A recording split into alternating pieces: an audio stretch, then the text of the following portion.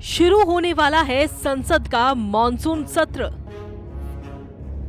Corona को लेकर संसद में तैयारियां पूरी। सदन में दिखेंगे कई बदलाव। सांसदों के लिए होंगे ये नियम। संसद के मॉनसून सत्र के लिए काफी तैयारियां की गई हैं। अब काफी जद्दोजहद के बाद ये सत्र शुरू भी होने जा रहा है। संसद का मॉनसून सत्र 14 सितंबर से शुरू होकर 1 अक्टूबर तक चलेगा और इस दौरान कुल 18 बैठकें होंगी। 14 सितंबर से लोकसभा और राज्यसभा की अलग अलग समय पर बैठक बुलाई गई है। इस दौरान बिना किसी अवकाश अथवा सप्ताहांत की छुट्टी के संसद की लगातार बैठकें होंगी। भारतीय संसद के इतिहास में पहली बार ऐसा होगा जहां 60 सदस्य सदन कक्ष में बैठेंगे और 51 सदस्य राज्यसभा की गैलरी में बैठेंगे। वहीं बाकी 132 सदस्य लोकसभा के सदन कक्ष में बैठेंगे। मॉनसून सत्र को लेकर लगभग सारी तैयारियां पूरी कर ली गई हैं। वहीं सांसदों के लिए कई नियम भी बनाए गए हैं। क्या है वो नियम, आइए जानते हैं। कोरोना को लेकर सांसदों के लिए नियम।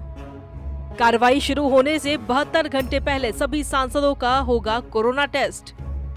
संसद में आने वाले स्टाफ का भी होगा कोरोना टेस्ट। मीडिया कर्मियों को भी कराना पड़ेगा कोरोना का टेस्ट। सदन की कार्रवाई के दौरान मास्क पहनना अनिवार्य। दिन भर में 6 बार बदली जाएगी एसी की हवा। संसद सदस्यों को दी जाएगी DRDO की तैयार की गई कोविड-19 किट। सांसदों को दी जाएगी जैकेट जिसमें sanitiser, mask, face shield, gloves, sanitisation वाले वाइप्स और इम्यूनिटी बढ़ाने वाली चाय की पत्ती। सामाजिक दूरी के नियमों का पालन करते हुए सभी सांसदों को अलग अलग बिठाया जाएगा। खड़े होने के बजाय बैठकर ही अपनी बात बोलेंगे सांसद। सदन की कार्यवाही के दौरान वन वे सिस्टम होगा लागू, यानी एक रास्ता आने का और एक रास्ता जाने का। मैट के जरिए जूतों को किया जाएगा कीटाणु रहित। बिना छुट्टी के लगातार चलेगी संसद की कार्यवाही। संसद के इस मॉनसून सत्र में विपक्ष चीन मुद्दे, महामारी और आर्थिक हालात को लेकर सरकार को घेरने का प्रयास करेगा, लेकिन वहीं सरकार के लिए 11 अहम अध्यादेशों को इसी सत्र में पारित कराना बेहद जरूरी है। आपको बता दें कि किसी भी अध्यादेश को 6 महीने के भीतर विधेयक के रूप में संसद की मंजूरी दिलवाना जरूरी होता है।